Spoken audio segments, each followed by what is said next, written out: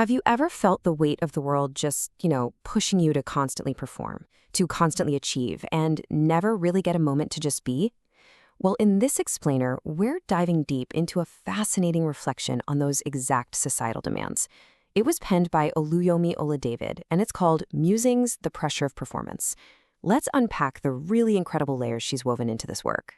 Right off the bat, listen to her opening lines. On the stage, they need to convince. On the floor, we need convictions. I want you to ask yourself, do you feel this heavy, nonstop demand to perform in your everyday life? Are you up on the stage or are you down on the floor? She immediately sets up this brilliant dichotomy between the people who are out in the spotlight and the people quietly holding up the entire building from below. Section 1, the pressure to perform.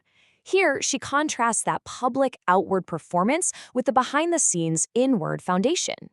Which brings us to Section 2, the performers on stage. In her musings, she categorizes this spotlight group simply as they. These are the folks constantly visible and carrying a very specific type of burden. Notice her use of highly corporate and competitive settings. On the board, they need to prevail. On the ladder, they need to climb. The expectation for this group, it's always upward mobility. It's about victory. It's about beating out the competition. She's really holding up a mirror to that relentless corporate climb where stopping to catch your breath is, well, it's simply not an option. But she doesn't just stop at the corporate world. Even when using natural metaphors, the theme holds strong. On the sea, they need to swim. On the mountain, they need to enlighten. The performers are expected to conquer and dominate their environments. Think about it. To be on the mountain isn't just about enjoying the view anymore. For them, it's a demand to produce enlightenment for everybody else. And the really crucial point here is the sheer exhaustion of it all. She assigns this series of just relentless action verbs today: play, plan, sell, speed, showcase, throng. These demand nonstop external action. The pressure to succeed, to be visible, to move faster, it's literally an endless treadmill of visibility. Section 3. The foundation we provide. So what exactly is happening beneath the surface? This brings us to the we, the group providing the grounded and honestly often unseen foundation for all those flashy performers. Let's revisit that juxtaposition from the very beginning. The performers need to convince their audience, but the foundational we need convictions. She makes this incredible distinction between the superficial, outward act of persuading others versus actually possessing deep, unwavering internal beliefs. Convincing is an act, conviction is a state of being. And she beautifully illustrates the cost of those convictions. She deliberately contrasts the performer's need to prevail with the foundational group's need to travail, which means to engage in painful or laborious effort. While performers get all the celebration for prevailing and winning, she shines a spotlight on the hidden, incredibly hard work that is quietly required behind the scenes just to keep the whole operation from collapsing. Consider the athletic and journey metaphors she uses next. While the performers speed on the highway, the we group is on the track, where they track. They are on the trail, where they endure. These are heavy verbs. They aren't about flash, they are about stamina, patience, and true grit. Just listen to the actions assigned to this foundational group: spring, assess, discern, test, know. These actions require deep thought, resilience, and real wisdom. They demand a completely different kind of stamina than the performers have. While the performers are out there selling and showcasing, the foundation is quietly discerning and knowing. It's the profound difference between shouting a message and deeply understanding the truth of it. Moving on to Section 4, the pressure cooker metaphor. So all this tension between the dual pressures of performing outwardly and enduring inwardly, it has to go somewhere. It reaches a literal culmination.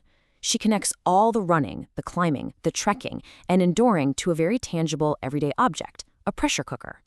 She views the ultimate impact of performance pressure as a sealed pot sitting over an intense flame. It is the societal heat where absolutely everything is pushed to its physical limits. And notice how this intense heat affects both groups differently. On the stove, the performers need to boil. They're bubbling over, highly visible, but constantly at risk of just evaporating entirely. But on the counter, the foundational we need to melt. They soften, they change form, they absorb the heat in a different, perhaps quieter, but equally transformative way. Ultimately, both groups face undeniable transformation under extreme societal heat. Section 5. The author's worldview. To truly get this piece, we need to look at the mind behind it. So, who is the person stepping back to critique this high-pressure society so eloquently? Well, it's Oluyomi Ola-David. She isn't just a poet. She's a professional with a massive passion for technical insights, policy briefs, and deep contemplations. This analytical background totally explains how she dissects the structures of societal pressure and organizes them into this brilliant dual framework of they versus we. Her own background adds so much depth to her writing. Her proud Nigerian heritage and genuine love for people explain the empathy you feel in her words, while her dedication to global development and strategy shows she fully understands that corporate ladder she's critiquing. But most importantly, her straw of faith, her belief that Father God is the wheel within her wheels, gives her the grounded perspective she needs to step back. She isn't caught up in the pressure cooker herself because she draws her clarity from a much higher, much deeper foundation. Section 6. Navigating your own path. So what does this mean for us? Ultimately, this explainer isn't just about analyzing society. It's about finding your own place within it. She brings her final poetic lines directly into our personal experience. After all the noise of the Broadway and the boardrooms, she distills this massive societal critique down to individual perseverance on the lonely path we need to press. Away from the stage, there is quiet dedication. Out there, the requirement isn't to speed or to showcase. It is simply to press on. At the very end of her piece, she leaves us with a brief, almost clinical phrase: performance indicators. It's such a fascinating nod to her technical background. In the context of her poem, how do you measure your own success? Are your performance indicators based on how fast you climb the ladder, or are they based on the depth of the convictions you hold down on the floor? I want to leave you with this final, provocative thought today. Are you currently exhausting yourself by performing on the stage, or are you doing the quiet, heavy lifting of providing convictions on the floor?